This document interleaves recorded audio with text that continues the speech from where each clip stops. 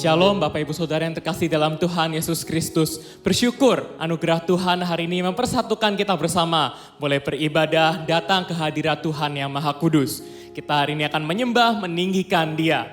Bapak Ibu Saudara, saya ingin menyambut Bapak Ibu Saudara yang pertama kali bergabung bersama dengan kami. Mari kita satukan hati, kita memuji Dia, memuliakan Tuhan. Selamat beribadah, Tuhan Yesus memberkati.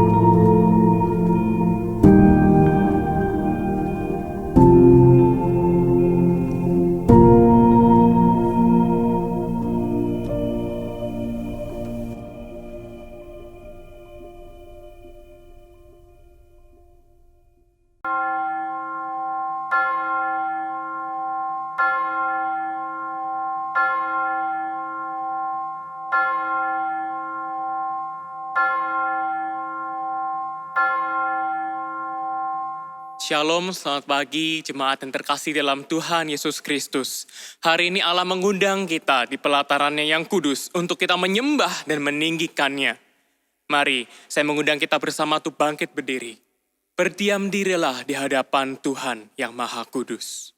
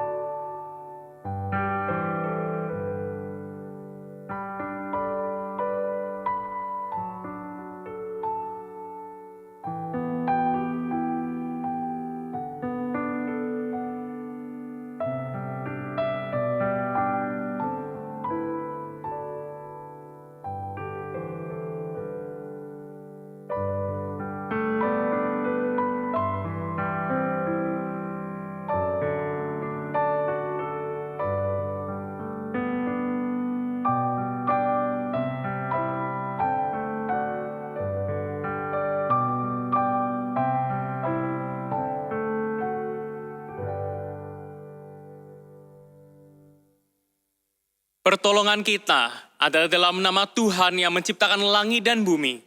Turunlah atas kita sekalian damai sejahtera dari Allah Bapa, Allah Putra, dan Allah Roh Kudus. Amin.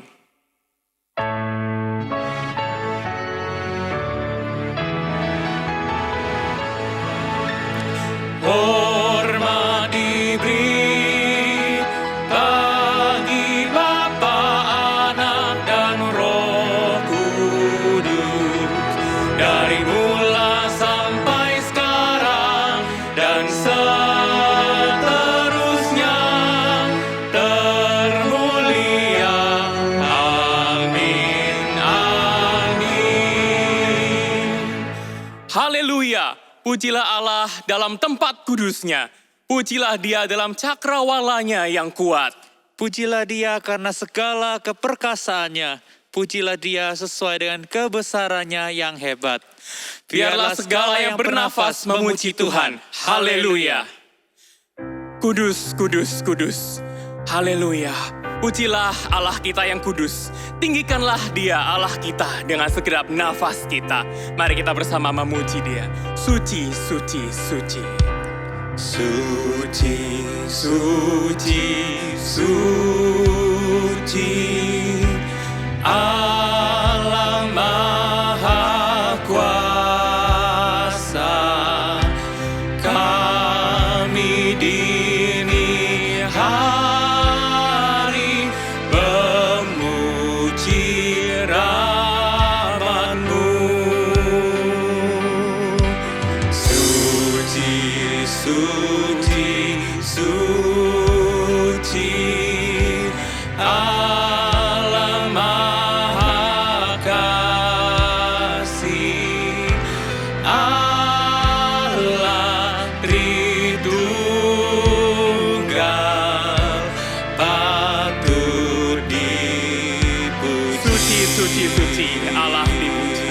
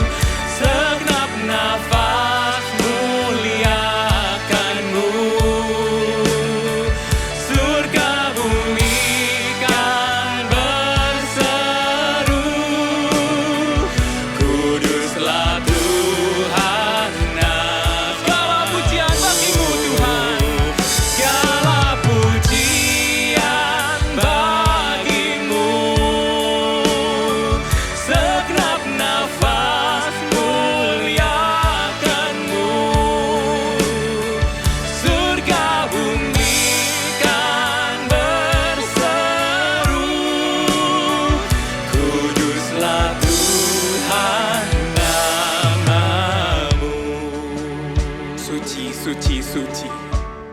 Kaulah Allah.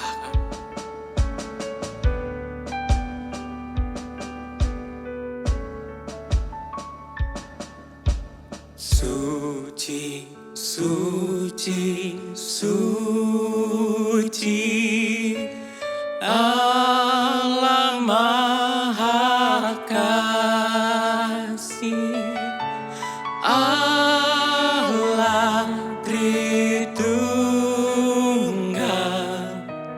patut dipuji. Mari kita berdoa. Ya Tuhan, Engkaulah Allah kami yang suci, Allah kami yang terbesar, terhebat, yang maha pengasihnya. Bapa, hari ini kami datang ke hadirat-Mu. Kami bersyukur atas undangan yang begitu megah yang Kau berikan kepada kami, umat-Mu yang tidak layak ini. Kami menyadari hari lepas hari dosa kami begitu banyak. Begitu kami ini anak-Mu yang tak pantas. Namun Bapa, ketika kami terpuruk melihat dosa-dosa kami juga melihat harapan yang telah Kau berikan kepada kami.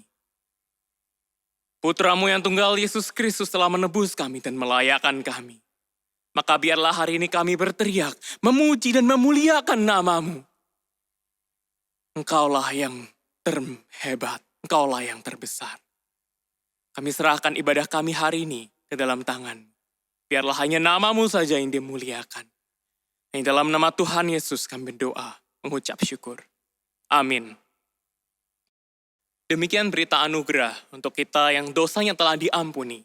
Terambil dari 1 Petrus, pasal yang pertama, ayat ketiga. Terpujilah Allah Bapa Tuhan kita Yesus Kristus, yang karena rahmat-Nya yang besar telah melahirkan kita kembali oleh kebangkitan Yesus Kristus dari antara orang mati, kepada suatu hidup yang penuh pengharapan. Bapak, Ibu, Saudara yang terkasih, dipersilakan untuk duduk. Allah kita selain daripada kudus, Ia juga merupakan dasar dari gereja kita. Di tengah masa pandemi yang berat ini, mari kita mengingat selalu bahwa Yesuslah dasar dari iman kita, dasar dari gereja kita, yang senantiasa menguatkan kita, selalu menjadi saksinya. Mari saya mengundang kita memujikan sebuah pujian, Dasar Gereja yang Esa.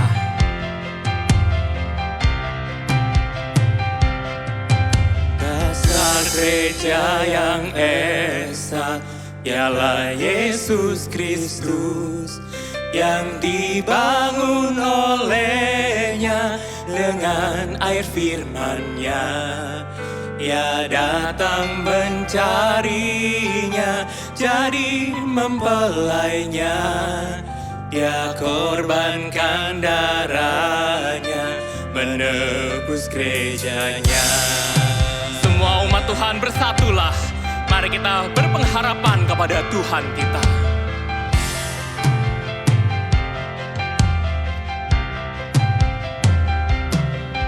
Semua umat Tuhan bersatu dalamnya, satu Tuhan seiman, satu permandian, satu nama ku sembah, satu perjamuan, dan satu pengharapan kasih setianya. Kami memberitakan Injil Kerajaan-Nya. Tak ada nama yang lain selain Kristus Tuhan. Ketika kita dilanda kesulitan, kerusuhan dunia, tekanan yang besar, pada Kristus akan diganti terang yang cerah. Dilanda kesulitan, kerusuhan dunia, jemaat diresahkan dan tekanan berat. Kaum kudus menyerukan, berapalah maka. Akhirnya malam duka diganti terang cerah. Kami memberitakan Injil kerajaannya. Tak ada nama yang lain selain Kristus. Kami memberitakan Injil kerajaannya. Tak ada nama yang lain selain, tak ada nama yang lain. Tak ada nama yang lain selain Kristus Tuhan.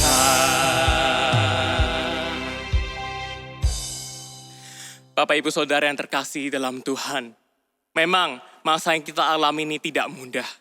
Hanya Tuhanlah yang dapat kita andalkan. Dialah jalan kita. Allah sungguh baik dan senantiasa akan mendengarkan setiap seruan dan doa permohonan kita. Maka dari itu hari ini kita akan bersyafaat, menaikkan doa-doa kita. Mari kita persiapkan hati kita bersama. Sebuah pujian akan menolong kita mempersiapkan hati kita. Jadikan aku Tuhan, rumah doamu. Mari kita naikkan pujian ini dengan sungguh.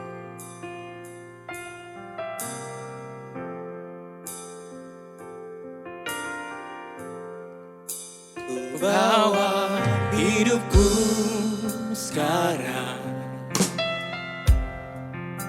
ke tempat kudus-Mu, Tuhan. Di mezbah-Mu ku serahkan seluruh hidupku. Penuhi hatiku, penuhi hatiku sekarang dengan urapan yang baru, agar aku lebih lagi mendengar suara. Jadikan aku Tuhan, rumah doamu. Jadikan aku Tuhan, rumah doamu, agar semua suku bangsa datang menyembah-Mu. Jadikan aku Tuhan, rumah doamu, agar semua suku bangsa datang menyembah-Mu.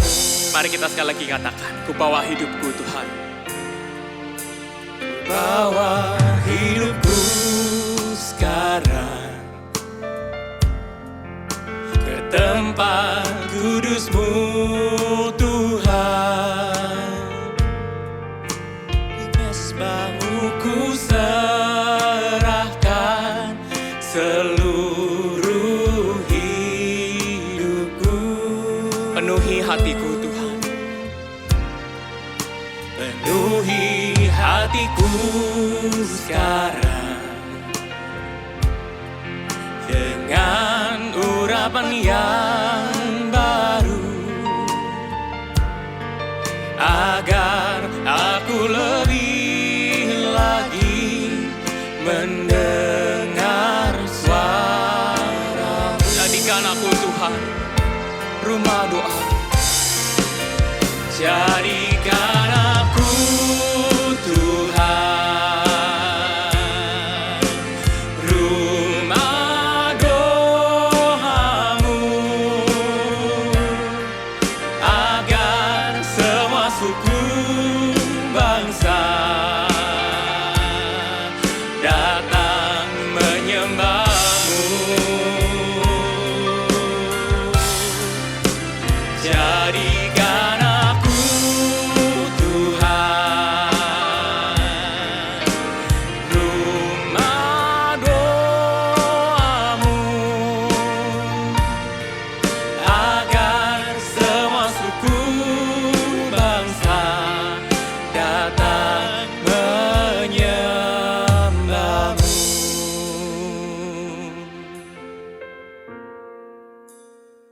Mari kita bersama menundukkan kepala kita. Kita hari ini bersama akan berdoa di hadapan Tuhan. Kita akan berdoa untuk setiap persiapan-persiapan ibadah yang akan dilakukan. Biar Tuhan yang menyertai. Juga untuk negara kita, juga untuk jemaat semuanya. Mari kita bersama tundukkan kepala kita bersama bersatu di dalam doa. Bapa dalam surga, hari-hari ini kami begitu rindu untuk datang di hadirat-Mu. Ketika kondisi kami, kondisi di negara kami ini semakin tidak menentu. Kepada siapakah kami dapat berharap selain kepada Engkau? Tuhan, maka dari itu kami berdoa. Biar dalam setiap ibadah-ibadah kami, dalam setiap kegiatan kerohanian kami, dalam setiap saat teduh kami selalu dapat menikmati kehadirat-Mu, berjumpa dengan Engkau secara pribadi, dan bertumbuh di dalamnya. Bapa, pada masa ini kami begitu rindu untuk semakin dekat dengan Engkau. Bapa, kami berdoa mengingat setiap penata lain yang melayani selama pandemi ini. Kiranya Tuhan Kau yang menyertai, melindungi mereka selalu, keluarga mereka juga.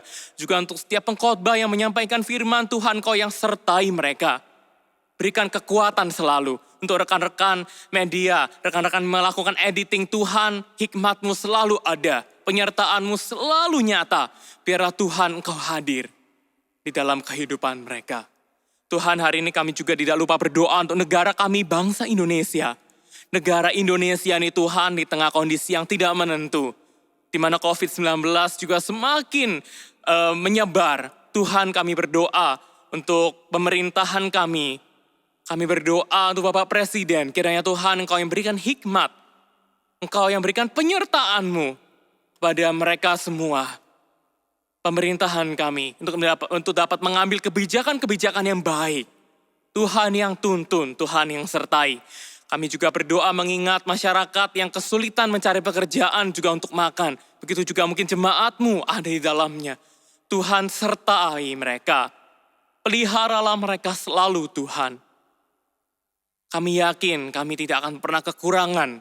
Karena Engkau adalah Tuhan yang akan selalu memelihara.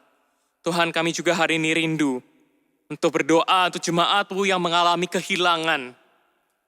Mungkin ada anggota keluarga, rekan sahabatnya yang dipanggil oleh Engkau. Tuhan, secara manusia tentu ada rasa sedih. Kami berdoa Tuhan kiranya Engkau yang menguatkan mereka. Tuhan yang memberikan penghiburan. Tuhan Engkau yang menjaga hati mereka.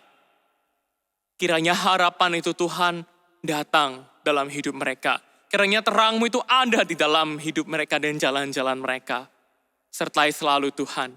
Juga berdoa untuk jemaat-Mu yang sedang berjuang melawan COVID-19. Bapa, beri penghiburan. Sertai mereka selalu. Hanya kepada Engkau-lah mereka dapat berserah. Hanya kepada Engkau-lah mereka dapat berharap. Bapa, inilah doa-doa kami. Dan kami membawa seluruh doa dan permohonan kami. Sesuai dengan doa yang pernah diajarkan Tuhan Yesus. Bapa kami yang di sorga, dikuduskanlah nama-Mu, datanglah kerajaan-Mu, jadilah kehendak-Mu, di bumi seperti di sorga. Berikanlah kami hari ini makanan kami yang secukupnya, dan ampunilah kami atas kesalahan kami, seperti kami juga mengampuni orang yang bersalah kepada kami. Dan janganlah membawa kami ke dalam pencobaan, tetapi lepaskanlah kami daripada yang jahat. Karena Engkau-lah yang empunya kerajaan, dan kuasa, dan kemuliaan, sampai selama-lamanya. Amin. Bapak, Ibu, Saudara yang terkasih dalam Tuhan, mari saya mengundang kita bersama untuk bangkit berdiri. Kita akan mengucapkan pengakuan iman kita, pengakuan iman rasuli yang berbunyi demikian. Aku percaya kepada Allah, Bapa yang Maha Kuasa, Khalik langit dan bumi, dan kepada Yesus Kristus, Anaknya yang tunggal Tuhan kita, yang dikandung dari Roh Kudus, lahir dari anak darah Maria, yang menderita sengsara di bawah pemerintahan Pontius Pilatus, disalibkan, mati dan dikuburkan, turun ke dalam kerajaan maut. Pada hari yang ketiga, bangkit pula dari antara orang mati, naik ke sorga, duduk sebelah kanan Allah, Bapa yang Maha Kuasa, dan dari sana Ia akan datang untuk menghakimi orang yang hidup dan yang mati. Aku percaya kepada Roh Kudus, gereja yang kudus dan am, persekutuan orang kudus, pengampunan dosa, kebangkitan tubuh, dan hidup yang kekal. Amin. Bapak Ibu Saudara dipersilakan untuk kembali duduk. Sebentar firman Tuhan akan dibawakan bagi setiap kita oleh hamba-Nya. Mari saya mengundang kita untuk mempersiapkan hati kita. Andalkanlah selalu firman-Nya, karena firman-Nya itu adalah terang yang menuntun jalan-jalan kita. Firman-Mu pelita bagi kakiku, terang bagi jalanku. Firman-Mu pelita bagi kakiku, terang bagi jalanku. Waktu ku bimbang dan hilang jalanku, tetaplah Kau di sisiku, dan takkan ku takut asal Kau di dekatku, besertaku selamanya.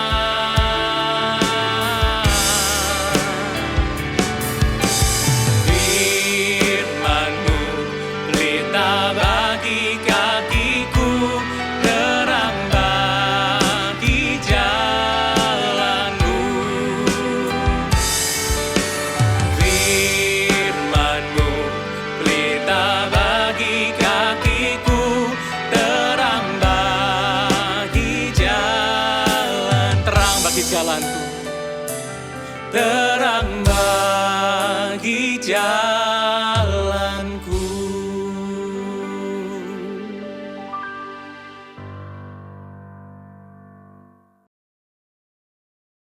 Shalom Bapak Ibu Saudara sekalian, senang sekali kita bisa beribadah pada hari ini, khususnya di dalam rangka bulan misi di bulan Agustus ini.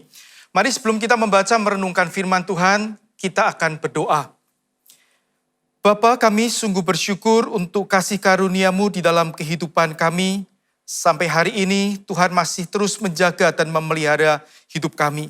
Terlebih kami bersyukur Tuhan untuk keselamatan yang Tuhan sudah anugerahkan kepada kami, sehingga kami boleh menjadi anak-anak Tuhan.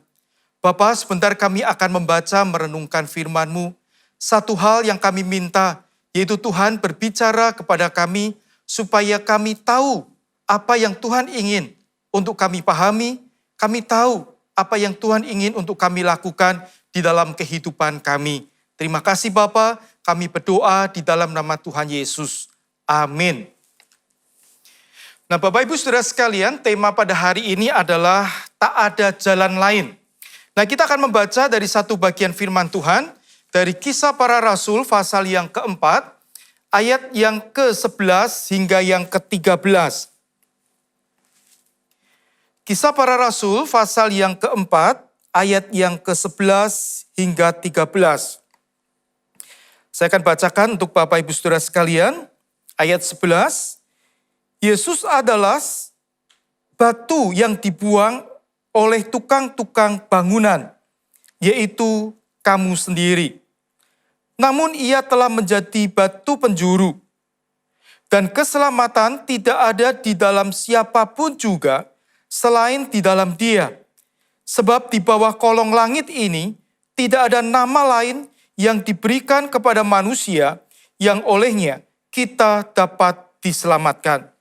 Ketika sidang itu melihat keberanian Petrus dan Yohanes dan mengetahui bahwa keduanya orang biasa yang tidak terpelajar, heranlah mereka dan mereka mengenal keduanya sebagai pengikut Kristus. Nah Bapak Ibu Saudara sekalian, di tengah COVID hari ini, kita pasti dicemaskan dengan berbagai hal. Dengan kecepatan virus yang menular demikian luar biasanya, dan juga efeknya yang bisa berbeda dari satu orang dengan orang yang lain. Dan kalau sampai kena, kita pun juga kadang-kadang tidak tahu tanda-tanda apa yang kita bisa pahami bahwa ini memang kita sudah terkena COVID.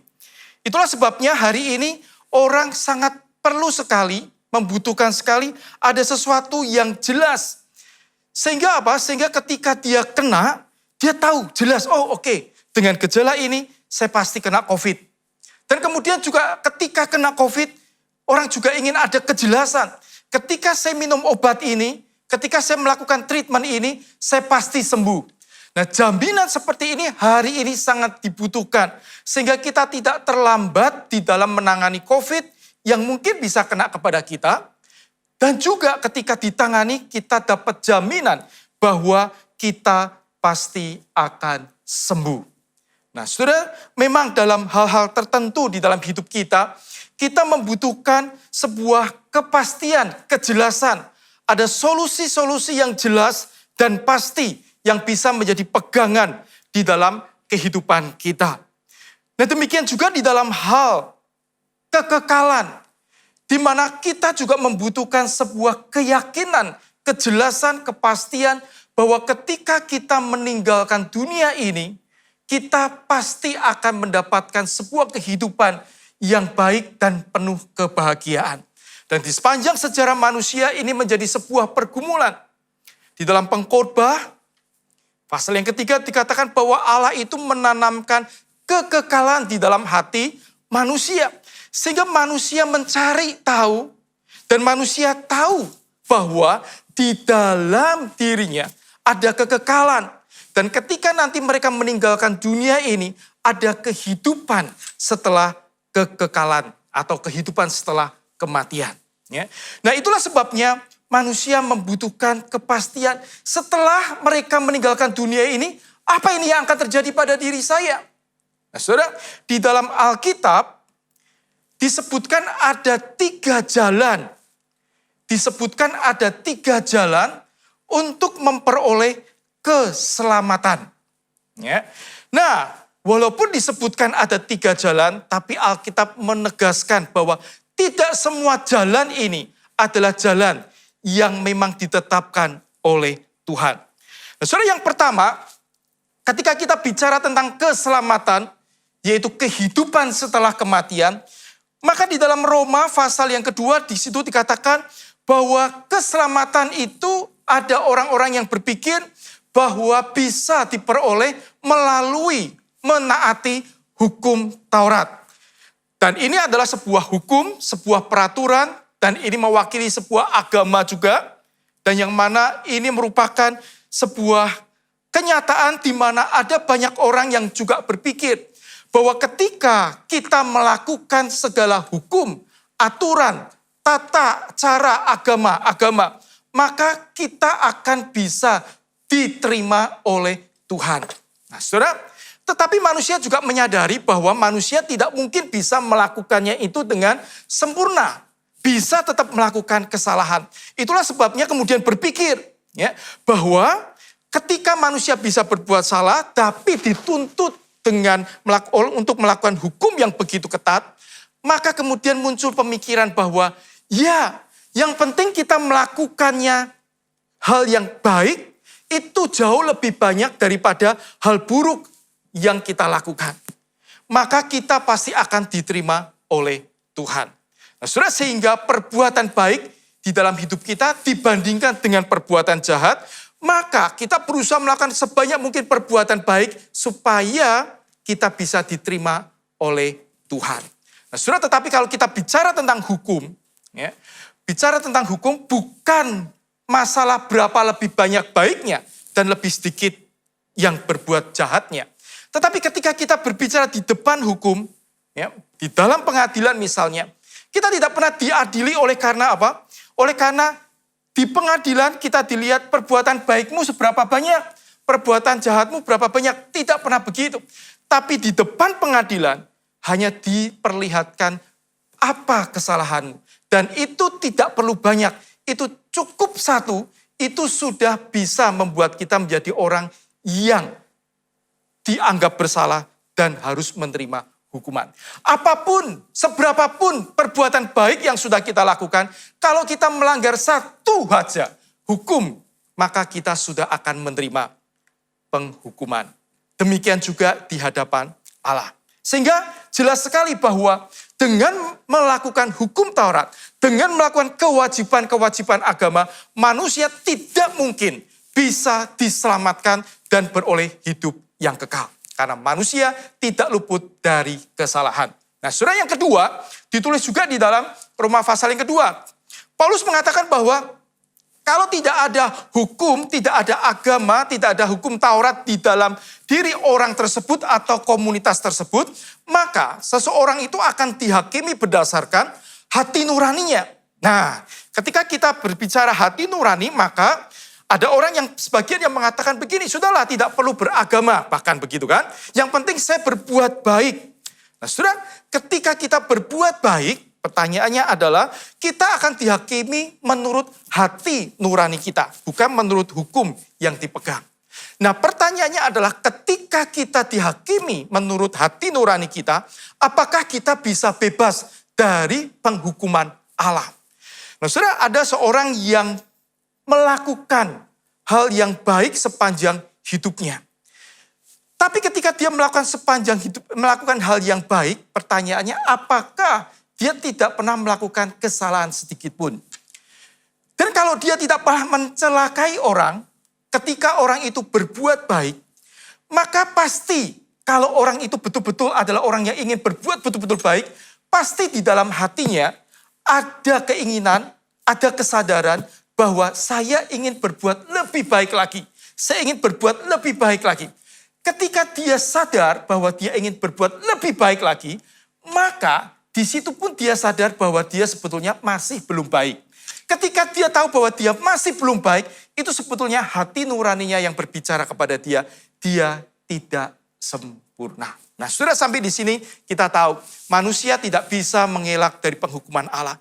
Karena ketika hati nuraninya sendiri menuduh dia tidak baik, belum baik, itu sudah cukup menjadi satu penghukuman bagi dia. Nah, sudah dari sini kita bisa menyimpulkan bahwa ketika kita mengandalkan perbuatan baik, mengandalkan kewajiban beragama, itu tidak akan pernah bisa menyelamatkan kita, menyelamatkan manusia. Karena pada dasarnya Alkitab mengatakan kita semua ini adalah manusia yang berdosa dan tidak benar di hadapan Tuhan. Kita berdosa bukan karena kita berbuat dosa, maka kita disebut berdosa. Tapi oleh karena ketika kita dilahirkan di dalam dunia ini, kita dalam keadaan sebagai manusia yang berdosa. Di dalam status manusia yang berdosa. Sehingga mau tidak mau, kehidupan kita, kecenderungan kita, itu adalah berbuat dosa di hadapan Tuhan. Itulah sebabnya bagi manusia tidak ada pengharapan dengan perbuatan baik apapun juga. Dengan jasa-jasanya apapun juga tidak ada harapan. Itulah sebabnya di bagian Alkitab yang kita baca tadi. Itu disebutkan cara yang ketiga yang disebut oleh Alkitab. Yaitu apa? Yaitu keselamatan tidak ada di dalam siapapun juga selain di dalam Dia. Sebab di bawah kolong langit ini tidak ada nama lain yang diberikan kepada manusia yang olehnya ia dapat diselamatkan. Jadi jelas sekali. Hal yang ketiga yang diberitahukan oleh Alkitab dan inilah jalan yang diberikan Tuhan kepada kita. Yaitu bahwa bukan dengan perbuatan baik tapi iman kepada Yesus Kristus. Sebab ketika kita berdosa kita adalah musuh Allah. Ketika kita berdosa, kita dimurkai oleh Allah. Ketika kita berdosa, kita ada dalam status dihukum oleh Allah. Baik sekarang di dalam dunia ini, maupun nanti ketika kita meninggalkan dunia ini. Sehingga sebetulnya sudah tidak ada harapan lagi buat kita. Itulah sebabnya Yesus datang ke dalam dunia. Karena dia tahu bahwa hanya dengan pengorbanannya, dia menggantikan hukuman dosa kita. Maka ketika kita percaya kepada dia, dia akan mengampuni segala dosa dan kesalahan kita. Nah, saudara, ketika di dalam ayat ini dikatakan keselamatan, keselamatan itu tidak hanya menunjuk nanti masuk ke surga. Bukan hanya itu. Tetapi di dalam Alkitab, keselamatan itu juga berarti pemulihan. Yang tadinya kita adalah orang yang ditolak oleh Tuhan. Maka kemudian kita menjadi orang yang diterima oleh Tuhan. Oleh karena kita beriman kepada Kristus. Kita diterima. Meskipun kita berdosa, Dan kita menyadari bahwa kita adalah orang berdosa. Tidak bisa dengan kekuatan kita sendiri. Dan kita mengakui, ya Tuhan, aku membutuhkan Engkau untuk mengampuni dosaku dan menyelamatkan aku. Ketika kita mengaku demikian, maka Tuhan mengampuni kita. Kita bukan lagi menjadi musuh Allah, ditolak oleh Allah, tapi kita menjadi orang yang diterima oleh Allah dan menjadi anak-anak Allah. Nah, saudara, kalau kita lihat di dalam Yohanes, apa itu hidup yang kekal? Sering orang berpikir hidup kekal hanya di surga nanti. Bukan. Tapi pemulihan dengan Tuhan itulah awal dari hidup yang kekal. Karena itu di dalam Yohanes dikatakan inilah hidup yang kekal itu, yaitu bahwa mereka mengenal Engkau Bapa, ya, dan mengenal Yesus Kristus. Artinya mengenal itu apa? Yaitu menjadi satu, memiliki relasi yang dekat, yang akrab. Itu artinya hidup yang kekal. Dan kalau hari ini sebelumnya kita menjadi musuh Allah, tapi kemudian kita diperdamaikan dan dipersatukan dengan Allah, maka hari ini adalah kita mengenal Allah, kita dipersatukan, kita sebetulnya sudah mendapatkan hidup yang kekal itu di dalam diri kita. Nanti setelah kematian bagaimana? Kalau hari ini Tuhan Yesus ada bersama-sama dengan kita, kita menjadi satu dengan Kristus, maka pada waktu menjalani hidup ini kita bersama Kristus, maka ketika kita dalam kematian kita bersama Kristus, setelah kematian pun kita akan ada tetap bersama-sama dengan Kristus. Dan kalau Kristus itu ada di surga, maka otomatis kita juga akan ada di surga. Itulah arti hidup yang kekal. Ini sebuah persekutuan yang penting, pemulihan di mana kita diterima oleh Tuhan, bukan hanya nanti, tapi sekarang kita mengalami Tuhan di dalam hidup kita bersama dengan Tuhan. Nah, saudara, saya tidak tahu hari ini apakah kita ada di antara kita yang masih belum percaya menerima Tuhan Yesus secara pribadi di dalam hidup kita. Saya mengenal ada beberapa orang yang rajin ke gereja, bertahun-tahun, bahkan berpuluh-puluh tahun datang ke gereja dan menyebut diri orang Kristen. Tetapi ketika ditanya apakah kamu mau menerima Tuhan Yesus sebagai Tuhan dan Juru Selamat, dia katakan saya belum siap. Saya belum siap. Saudara, saya tidak tahu apakah ada di antara kita yang hari ini mungkin sudah beribadah kepada Tuhan cukup lama. Mungkin kita sudah menjadi Kristen tahunan, puluhan tahun. Tetapi pertanyaannya bukan menjadi Kristennya yang paling penting. Pertanyaannya bukan apakah saya berbuat baik, bukan itu yang utama. Bukan apakah saya taat beragama, bukan itu. Tapi pertanyaannya adalah apakah saya sudah memiliki hubungan yang pribadi bersama dengan Allah di dalam Kristus Yesus. Ketika kita tidak memiliki hubungan pribadi dengan Allah di sini, di dunia ini sekarang ini, maka kita tidak akan pernah punya hubungan bersama dengan Allah ketika kita meninggalkan dunia ini. Dan kita tidak akan pernah bersama-sama dengan Dia di surga. Saudara, itulah sebabnya penting hari ini. Kalau ada di antara kita yang belum menerima Kristus, ini waktunya yang tepat. Di tengah-tengah pandemi ini, ada banyak orang khawatir. Apakah saya bisa melewati pandemi? Saudara, tetapi bukan hanya itu yang Tuhan inginkan. Bukan masalah kita punya ketakutan terus kemudian kita percaya Yesus. Tapi karena Tuhan sangat mengasihi kita. Tuhan tidak pernah memaksa kita untuk percaya Dia. Tapi Dia menawarkan kasih-Nya. Dia menawarkan keselamatannya.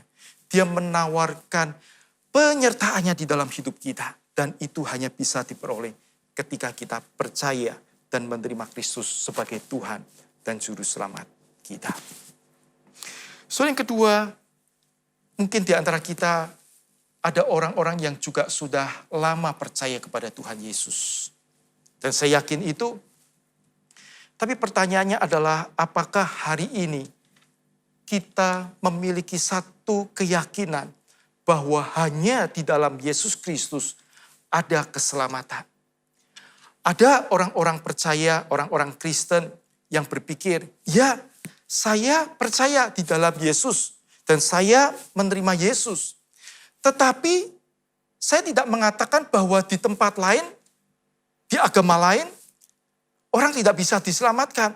Tapi kalau saya ditanya, apakah saya percaya Yesus? Ya, saya percaya Yesus. Tapi saya tidak mengatakan di agama lain atau di kepercayaan lain tidak ada keselamatan.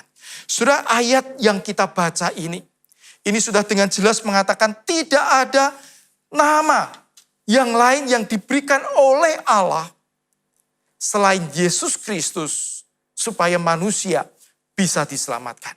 Dan kita juga sudah melihat bahwa bukan ketaatan kepada agama dan perbuatan baik, tapi hanya iman kepada Kristus. Dan ketika kita mempercayai, ya betul, aku tahu, dan aku percaya, dan aku sudah mengalami Kristus di dalam hidup kita, di hidup saya. Pertanyaannya adalah, apakah ketika kita menyadari bahwa Yesus satu-satunya yang bisa menyelamatkan dunia ini, apakah kita punya kerinduan juga untuk membagikan Injil itu, kabar baik itu, kepada orang-orang yang belum percaya. Sebab hanya pengharapan itu yang ada, yang mungkin untuk membawa mereka kepada Kristus, kepada Allah, dan mendapatkan hidup yang kekal. Nah, saudara, di abad yang ke-18, ya, itu dikenal dengan ada sebuah jemaat yang bernama Jemaat Moravia atau Moravian. Yang mana jemaat ini adalah jemaat yang dikenal sangat bersemangat di dalam memberitakan Injil. Saudara, jemaat ini adalah jemaat yang sebetulnya merupakan jemaat yang dianiaya sehingga dia keluar dari negaranya di Ceko dan kemudian dia mengungsi ke Jerman. Pada waktu dia di Jerman, kemudian ditampung oleh seorang saudagar yang sangat kaya, ya, bernama Zinzendorf. Dan kemudian dia tinggal di tanah yang disediakan oleh Zinzendorf ini. Dan kemudian mereka bekerja dan juga mereka dibantu kehidupannya oleh Zinzendorf ini. Dan sudah beberapa waktu setelah mereka tinggal di sana, kemudian Zinzendorf tahu mereka adalah orang-orang yang sungguh-sungguh di dalam Tuhan. Dan Zinzendorf sendiri adalah orang yang sungguh-sungguh di dalam Tuhan. Dan kemudian dia sharing kepada mereka, orang-orang Moravian ini. Menceritakan tentang adanya daerah-daerah, negara-negara yang hari ini belum ada Injil. Belum ada orang pergi ke sana untuk memberitakan Injil. Dan dia minta, yuk kita doakan bersama-sama supaya Kristus boleh dikenal di sana. Saudara, ketika mereka mulai mendoakan, maka dicatat di dalam sejarah gereja, maka kemudian ada orang-orang Moravian yang kemudian memberikan diri untuk pergi ke sana. Bukan 1-2 orang. Bukan. Tapi mereka bergiliran satu keluarga sampai di dalam sejarah dikatakan ada 2.000 lebih dari orang-orang ini yang kemudian memberi diri untuk pergi ke negara-negara yang bahkan belum pernah mereka kenal, belum pernah mereka dengar namanya sebelumnya. Dan biaya untuk mereka pergi ini hanya disediakan kapal, biaya untuk kapal. Dan setelah itu mereka pergi naik kapal dan tidak tahu apa yang harus dilakukan di sana. Tidak tahu apa yang harus mereka kerjakan. Tidak tahu bagaimana mereka akan mengabarkan Injil karena mereka juga belum pernah ketemu dengan orang-orang di situ. Tapi mereka tahu Tuhan menggerakkan dan mereka pergi. Dan betul ketika mereka sampai di sana, mereka rata-rata bekerja sebagai tukang. Mereka bekerja dengan apa yang mereka bisa lakukan, bertani, membantu orang, bekerja di dalam hal-hal tertentu. Sehingga apa? Sehingga mereka menghidupi dirinya sambil mereka mengabarkan Injil. Mereka bukan rohaniwan, bukan. Mereka jemaat biasa. Yang mana mereka sudah mengalami Kristus di dalam hidup mereka. Dan mereka punya kerinduan untuk bagaimana Injil ini bisa dikenal, bisa diketahui oleh sebanyak mungkin orang yang belum mengenal Kristus. Dan mereka melakukan itu dan mereka memberikan hidup. Dan dengan pekerjaan mereka itu justru mereka bisa apa? Bisa berkenalan, bisa berinteraksi. Dan dari situ ada banyak orang mengenal Tuhan. Saudara, sejarah gereja mencatat bahwa orang-orang Moravian ini adalah orang-orang yang kuat sekali di dalam doanya. Mereka mengadakan persekutuan doa tidak henti selama 24 jam. Dan di dalam waktu serentang 100 tahun mereka berdoa terus-menerus. Dan betul-betul orang-orang Moravian ini sungguh dipakai oleh Tuhan. Kenapa? Karena ada kerinduan yang besar. Karena mereka tahu tidak ada nama lain yang olehnya manusia bisa diselamatkan. Kalau kami tidak memberitakan Injil kepada orang-orang di sekitar mereka, Orang-orang yang belum mendengar di tempat yang jauh, maka mereka tidak akan pernah mendengar Injil. Dan saudara, bagaimana dengan kita hari ini setelah kita percaya Yesus di dalam hidup kita? Apakah kita juga memiliki semangat seperti orang-orang Moravian ini? Yang mana kita tahu, tidak mungkin orang bisa diselamatkan di luar Kristus. Saya sendiri sudah mengalami Kristus mengubah hidup saya. Saya sudah mengalami bagaimana saya hidup bersama dengan Tuhan. Bagaimana sebelum saya mengenal Kristus dan setelah saya mengenal Kristus, sungguh ini adalah anugerah yang luar biasa yang saya terima dari Tuhan. Dan ini dibutuhkan oleh semua orang. Dan kalau kita memiliki hati yang demikian, pasti ada kerinduan yang kuat untuk mendoakan orang-orang yang ada di sekitar kita. Kita tidak harus pergi tempat-tempat yang jauh seperti orang-orang Moravian ini. Tapi kita bisa mulai dari orang-orang yang ada di dekat kita. Keluarga kita, saudara kita, orang-orang yang bekerja bersama kita setiap hari, orang-orang yang kita kenal, famili kita, orang-orang yang bersama-sama dengan kita ketika kita mengerjakan atau melakukan hobi kita. Itu adalah orang-orang yang Tuhan sudah tempatkan bersama dengan kita, di dekat kita, dengan satu tujuan, supaya apa yang kita alami, itu juga boleh mereka alami bersama dengan Tuhan.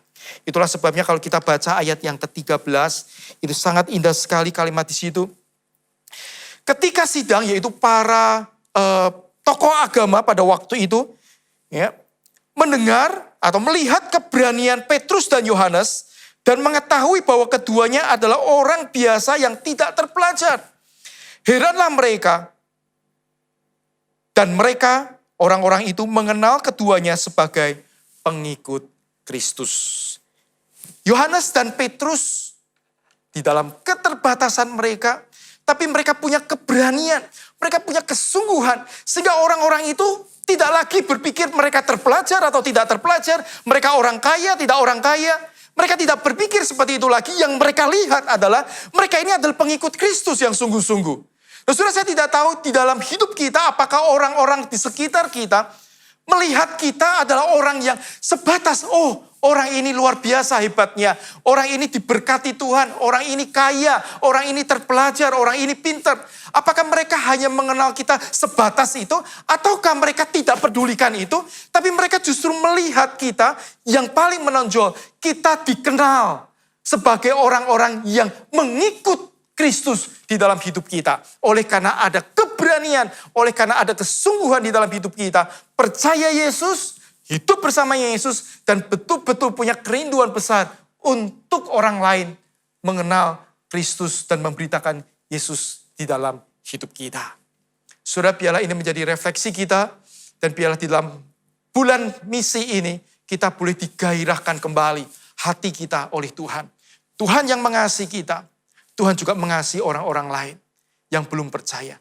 Tuhan mengasihi kita lebih dulu untuk kita diselamatkan, supaya kita juga bisa berbagi kasih itu kepada orang-orang yang belum percaya. Mari kita tunduk kepala, kita berdoa. Sungguh Tuhan, kami bersyukur untuk kasih setiamu di dalam kehidupan kami. Dan kami berdoa Bapa, biarlah kasih setiamu itu tidak berhenti di dalam diri kami saja. Tapi biarlah itu boleh mengalir keluar kepada orang-orang yang belum percaya. Hari ini, kalau kami sudah lama percaya Yesus, berikan kepada kami gairah itu lagi. Berikan kepada kami hidup yang haus akan Engkau. Hidup yang rindu untuk dekat dengan Tuhan. Supaya kami tiap-tiap hari mengalami Tuhan di dalam hidup kami. Dan ketika kami punya pengalaman pribadi tiap-tiap hari bersama Tuhan, maka kami tahu itulah yang akan menggairahkan hati kami untuk berbagi Injil kepada orang lain. Tuhan, mungkin ada di antara kami yang belum pernah menerima Kristus secara pribadi. Biarlah kesempatan ini Tuhan, kami menyadari bahwa kami adalah orang berdosa. Kami membutuhkan Engkau sebagai Tuhan dan Juru Selamat kami, yang mengampuni dosa-dosa kami, dan yang juga menuntun hidup kami setiap hari sampai kami meninggalkan dunia ini. Tuhan, kami mengundang Engkau sebagai Tuhan dan Juru Selamat, dan biarlah Tuhan tolong kami untuk kami sungguh-sungguh hidup berjalan bersama Tuhan. Dan juga berbagi apa yang kami alami bersama Engkau kepada orang lain. Terima kasih Bapa, kami berdoa Tuhan, biarlah Kau pimpin supaya sungguh-sungguh di dalam hidup kami menjadi hidup yang memuliakan Tuhan. Terima kasih, kami berdoa di dalam nama Tuhan Yesus. Amin.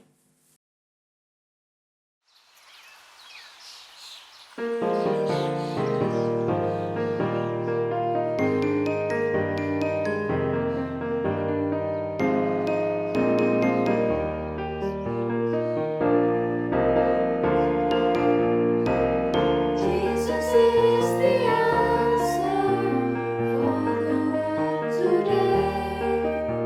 Above you there's no other. Jesus is the way. He is the way. Jesus is the answer for the world today. Above you there's no other. Jesus is the way.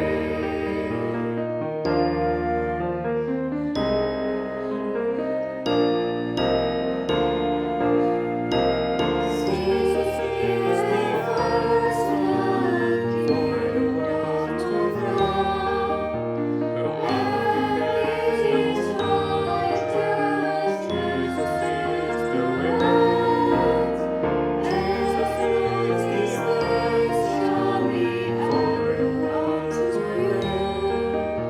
And there's no other. Jesus is the way. Jesus is the first light for the Lamb of God, and His righteousness is the right.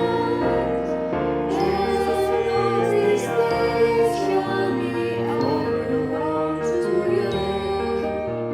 Alleluia, Jesus is the way.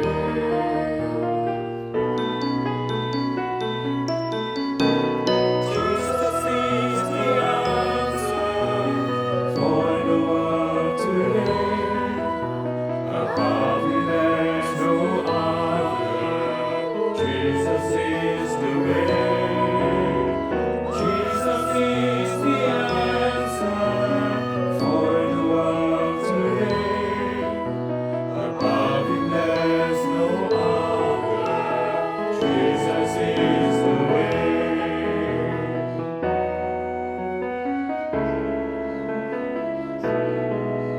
Above him there's no other. Jesus is the way.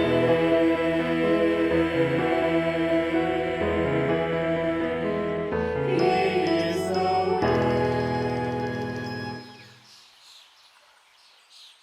Sebentar kita akan memberikan persembahan. Mari kita mempersiapkan hati kita sembari menyatakan komitmen kita untuk setia mengikut Dia. Bapak Ibu Saudara dapat memberikan persembahan dengan cara scan QRIS atau transfer ke rekening gereja masing-masing.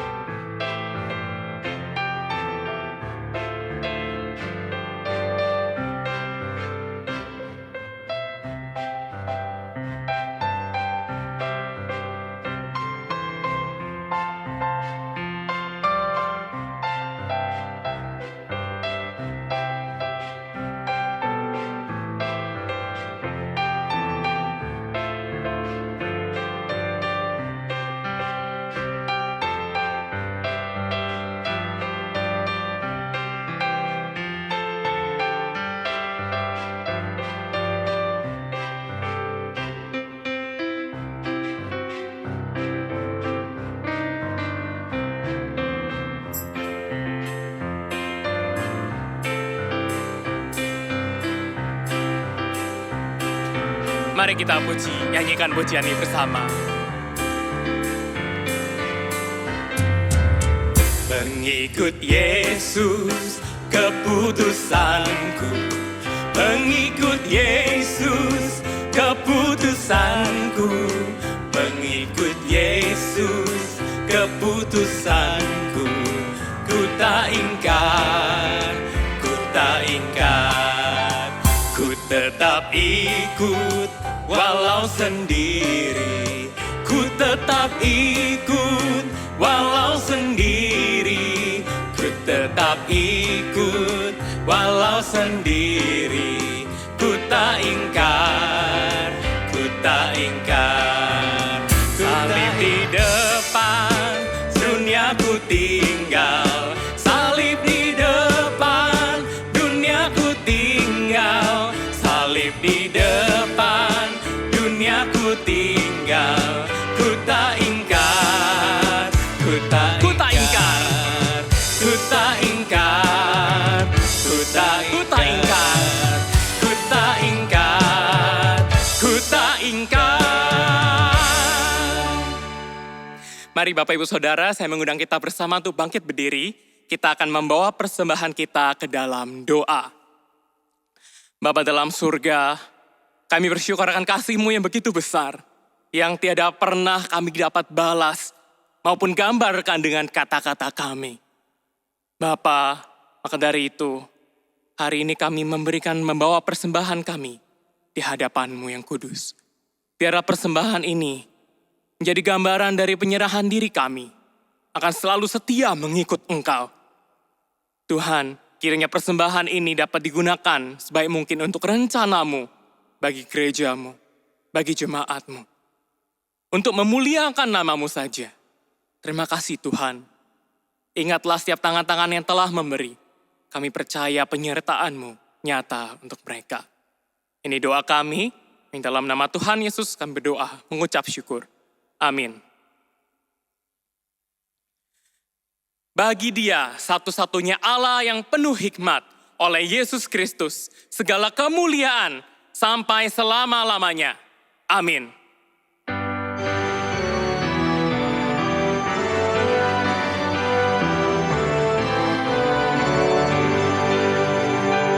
Puji Allah Bapa Putra, puji Allah Roh Kudus, ketiganya yang esa. Pohon selamat sumber berkat.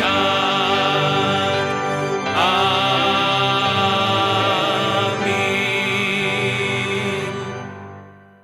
Bapak Ibu yang dikasihi di dalam Tuhan, marilah kita menyatukan hati kita dan terimalah berkat-Nya.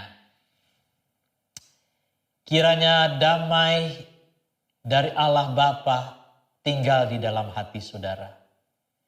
Kiranya kasih dan anugerah Yesus Kristus yang berlimpah-limpah itu memenuhi rumah tangga saudara. Melalui pertolongan, penghiburan, kekuatan dari Allah Roh Kudus akan senantiasa menyertai saudara-saudara sekalian dimanapun saudara berada sampai Yesus datang kembali. Amin. Amin. Amin. Amin.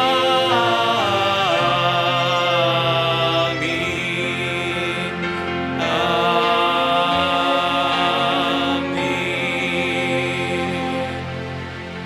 Ibadah kita telah usai. Silakan duduk, silakan Bapak Ibu Saudara mengambil waktu teduh di hadapan Tuhan. Tuhan Yesus memberkati.